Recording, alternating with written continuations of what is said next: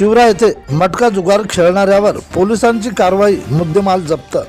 मालेगाव तालुक्यातील चिवरा परिसरात सुरू असलेल्या मटका जुगारावर पोलिसांची कारवाई। या कारवाईत एका संशयितास ताब्यात घेऊन त्यांच्याकडून जुगारासाठी वापरात येणारे साहित्य व रोख रक्कम असा एकूण 1,640 रुपयांचा मुद्देमाल जप्त केला।